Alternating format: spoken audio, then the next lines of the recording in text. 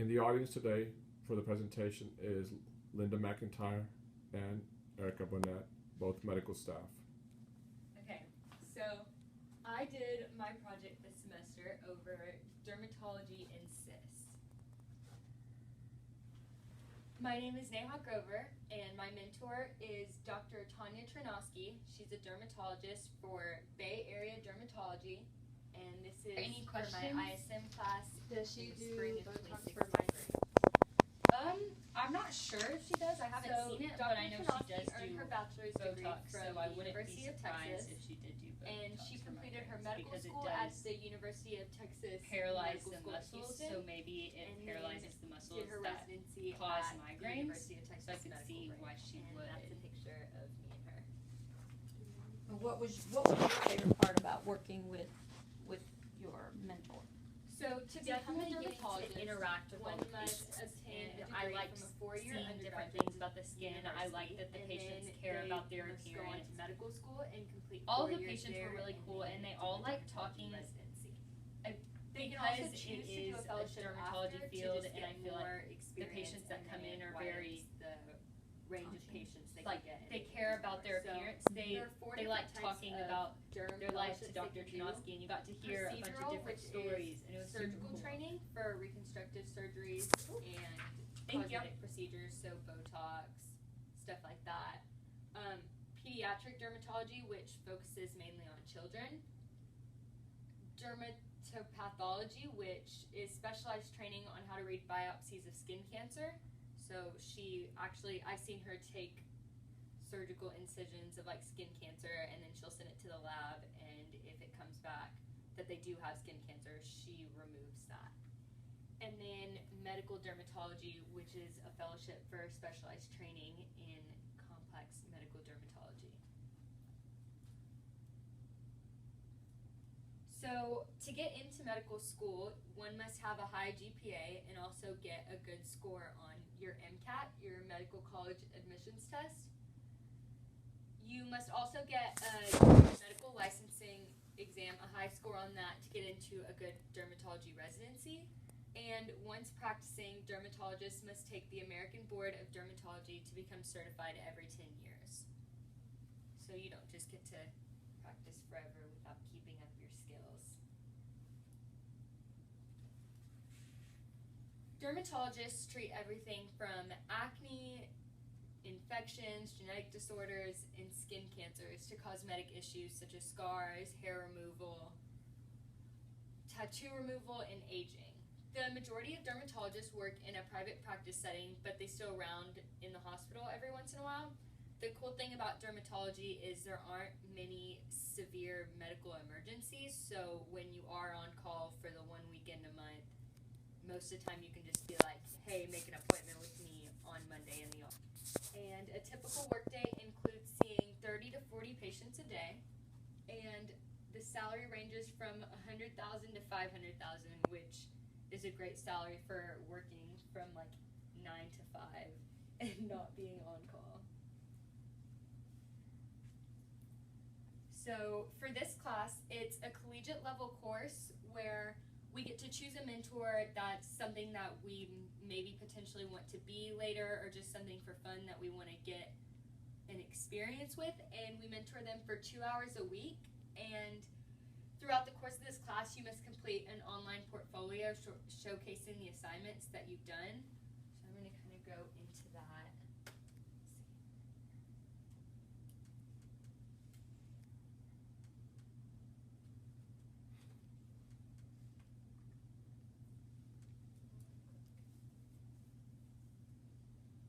Okay, so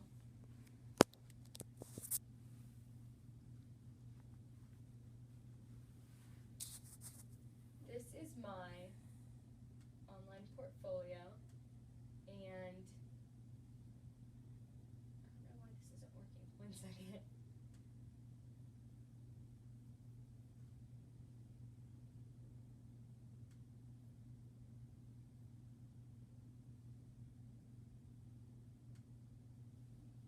So this is my portfolio, and it shows you the purpose of this website.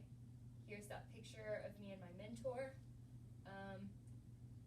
had to write a paper on what we're doing our project over, so this final presentation. And every week when we document our 2 mentor hours, we have to write a journal of what we did in the office. So this kind of shows you every week after, this is all the stuff that I did. On some of them I got to see her freeze warts, prescribe medicine, cut out cysts, a bunch of different stuff. Some of our assignments, we had to do interviews with different people to see, like, to get a real life experience on what this is like. We had to do a survey and conduct how much your friends and peers around you know about your topic. So I'm going to touch more on that later, but here's kind of a preview to my survey. And then we had cute invitations. So that's kind of everything we've done this semester. So it's all focused around this one presentation.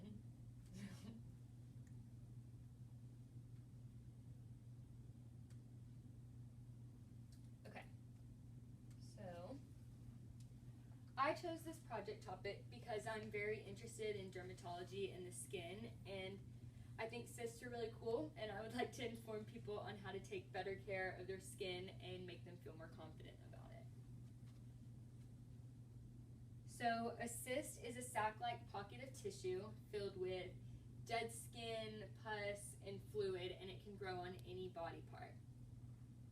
It can appear as a bump or feel like a lump under the skin, and usually it's not painful, but if it's infected, pushing on a nerve, or it ruptures, it can become painful, so you should go check it out. But usually it's not a big deal, and it's just if it bothers you that you should get it checked out. But it can be caused by infections, diseases, chronic inflammation, or blockages in the skin. You can't really prevent most cysts, but you can prevent the things that cause them. So you can prevent certain infections by eating right and living a healthy lifestyle, but you can't prevent the actual cyst. So there are hundreds of different types of cysts, including epidermoid or sebaceous cysts, which is what I'm mainly going to focus on. And that's the one that you see if you watch any of those Dr. Pimple Popper videos where the pus and the yellow sebum comes out. There are breast cysts, which are fluid-filled cysts within the breast. You should check those for skin cancer because it could, or not skin cancer, breast cancer, because it could be breast cancer or it could just be a cyst. And then ganglion cysts are soft tissue buildup around any joint in the body. These are really common with athletes. If you're constantly pushing on a certain part of your body, you can develop that around a joint. Ovarian cysts, which is accumulation of liquid around an ovary, and these can cause one to need a hysterectomy if it's blocking your system. A Baker cyst, which is swelling behind the knee in the synovial bursa, or a sinus cyst, which is abnormal tissue growth around the sinuses. And again, there are a million different types of cysts. These are just some of them. But I'm focusing on the epidermoid and sebaceous cyst because I actually got to see one of these being removed. And it forms from sebaceous glands that secrete oil that lubricates the hair and the skin. So it's really common to get these if you're a teenager or you have a problem with your skin that overproduces oil. Symptoms include a blackhead blocking the central opening of the cyst, pus that drains from the cyst, or redness and swelling if infected or ruptured. So you only really need to see a doctor if it's constantly irritating you, if it grows really fast, or if it becomes painful. And this is what it looks like. This is like a snapshot of underneath your skin, and this is the top layer of your skin where it's just constantly shedding. And what happens is a piece of your skin that's supposed to be shedding doesn't, and then it gets stuck below your epidermis, which is the top layer of skin, and then it collects around here and just multiplies and forms a big sac under your skin. So like I said, it's a layer that's constantly shedding. When they get past and do not shed, they multiply and form epidermoid cysts. They can be caused by a damaged hair follicle or oil gland because in this picture, do you see like the hair follicle? That's your hair follicle, and then if that's damaged or a piece of it gets broken off, it can get trapped in here and mix with the oil glands and cause the cyst. One is more susceptible to developing these if they have already gone through puberty, because like I said, your hormones are going crazy, there's all this oil production and your body can't really control it. You have a history of acne, or if you've injured the skin in that area, because then it's unable to shed and can get stuck below the layers. So for treatment options, right now you can see all of these pimple popping cysts and like that stuff on Dr. Pimple Popper, but you're actually not supposed to pop it on your own because it can become infected, so either go see like the Minute Clinic, general doctor, or a dermatologist would be best. But doctors can use a carbon dioxide laser to vaporize the cyst. They can give cortisone injections to remove inflammation. They can make a small incision and squeeze out the contents, which is what we see, but most of the time that reappears because they try squeezing it out and they don't get all of it, and then a little piece is stuck, and just how it formed, it just stays there and multiplies and causes another one. So the best option is to actually surgically remove the cyst, which is what I saw, and you go in and you cut out all of it and you get to the base of it and then you just completely take it out. So there's no chance of it coming back because it can be like a painful process. So for the surgery process, this is pictures that I actually took. So you'll draw an ellipse around the cyst to ensure you're cutting in the correct spot. So you can see her little dots around. That was a big cyst on a person's back, like probably around this big. Here's all the surgical tools that they use to keep everything sterile. You numb the area where the cyst is with local anesthesia. She usually uses lidocaine, so the patient isn't asleep during the removal process. They're just numbed. But you make sure the area is clean and cover the skin around it with sterile drapes, so in that picture. She uses a scalpel to gently cut through the first layer of the skin, and she continues cutting until there is a separation of the cyst from the skin. She presses the skin around it to push it up and locate the roof of the cyst, so like kind of as how you would pop it, to push down on it so you can see where the bottom of it is, so you get all of it. And then using forceps, which are basically just tweezers, to lift up the ellipse of the skin with the cyst attached and separate the root of the cyst from the underlying tissue. So, and then after that, she'll close the skin with non-absorbable sutures and then clean the wound with saline solution and dry with gauze. It's usually like a 30 to 45-minute process depending on how big it is. That's how long it took with a really big one, so I'm sure it could be a smaller process with. Okay, so with this class we have to do artifacts. We had to collect 10 things from our mentor or 10 things that we did throughout the course, like a survey or brochure. So I use this as one of my artifacts, and here's the survey that I was talking about, and this graph up here, it says what is a cyst, and as you can see almost all of the people knew what it was. And then for have you ever been to a dermatologist? Out of my friends and family, most people had. Do you need to get a cyst removed? Most people said yes, but actually you don't unless it's painful or infected. But those are just some of the questions I asked, and it was really cool getting to see like how familiar the people were around me with dermatology and cysts, and anyone could take the survey over 13, male or female. So that was really helpful. And then here are some more artifacts I got. That's a sample that she gave me for blackheads. Here's sketches of her cyst, and this was her showing me before she removed it. It was the process of, here's the dead skin cells stuck underneath your skin. Here's where she's gonna go in and take it out, and then there's nothing left. And then this was the video contract form for the video y'all are gonna see of her removing a cyst. So here's the video. This micro grossed y'all out. But sorry.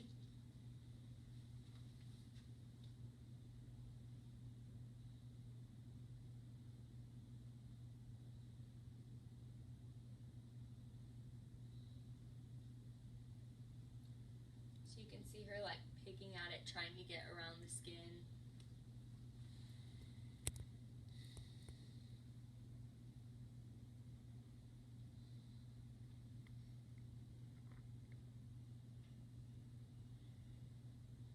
She's using her scalpel. Just gently cutting so she doesn't harm any other part.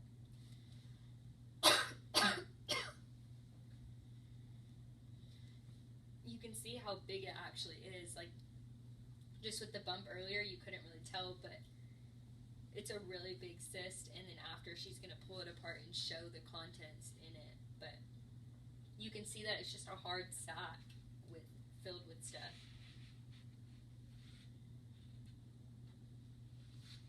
And she gets to the root, like the process I was talking about. And that's the whole cyst. And you can see, like, it's just dead skin inside of it and pus. But it's just a sac around it.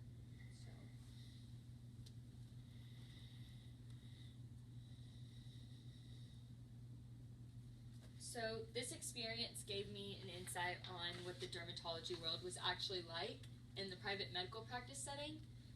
I learned about a wide variety of skin conditions and how to treat them. I saw a lot of teenagers coming in with problems for acne. I saw her talking to a lot of people about freezing warts.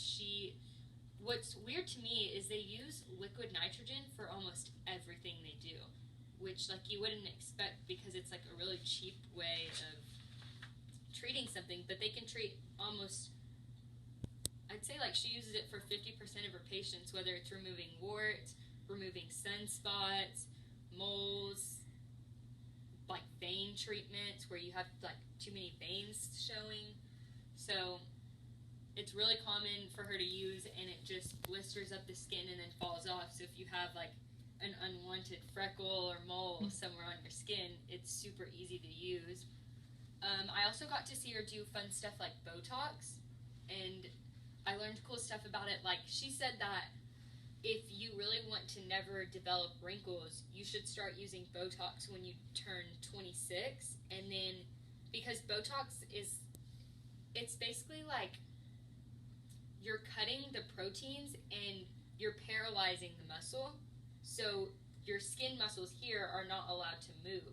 So if you do it when you're that young and you just keep up with it, it wears off after 3 months. After 3 months, you go in and you get it again, and you keep doing it for a certain amount of years, and then those muscles never grow back, and then your face will never move. So that's pretty cool that you can start at that young. Most people think like cosmetics, you start when you're like 40 or 50 when you're developing like really bad wrinkles, but people can start it super young. It was really cool getting to meet patients and watching how Dr. Chernosky interacted with them. Because of this project, I have a much better understanding on what it becomes to be a dermatologist and how to treat a wide variety of cysts. But also what's cool about dermatology is the patients are a wide range of people, like different ages. They're completely different, and the thing with it is a lot of this stuff appears on your skin, so people care about their skin more than they do if their heart is healthy, which like shouldn't be the case, but people do care about their appearance. And with this, they're like, yeah, I really know that I should go to the heart doctor, like it's important, I need to go get checked out. But if they see something on their skin, they're like, wow, I really need to get that taken care of, like that doesn't make me feel good. So it's pretty cool how people will actually go take initiative and like get it fixed.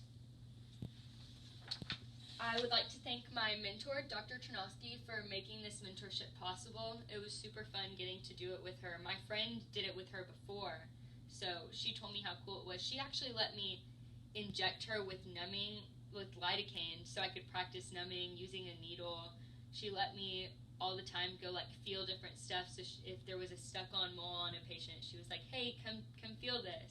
So I actually got to like interact a lot with patients and get a real feel instead of just kind of sitting in the background.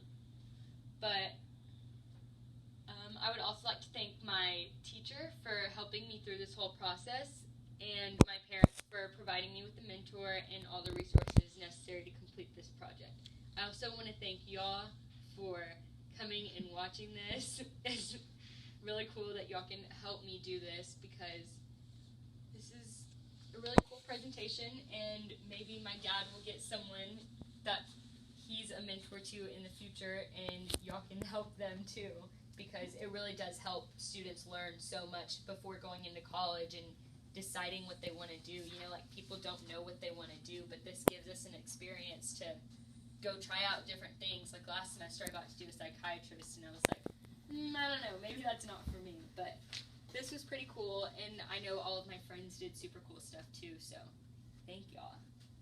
And here is my works cited from all of the information on this PowerPoint. Any questions?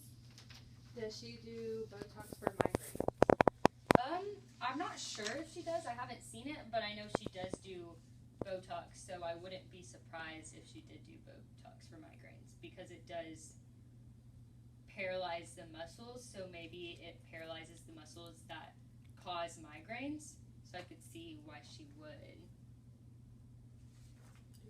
What was your favorite part about working with your mentor? Definitely getting to interact with all the patients, and I liked seeing different things about the skin. I liked that the patients care about their appearance. All of the patients were really cool, and they all liked talking, because it is a dermatology field, and I feel like the patients that come in are very Conscientious. like, they care about their appearance. They like talking about their life to Dr. Ternosky, and you got to hear a bunch of different stories, and it was super cool. Cool. Thank you.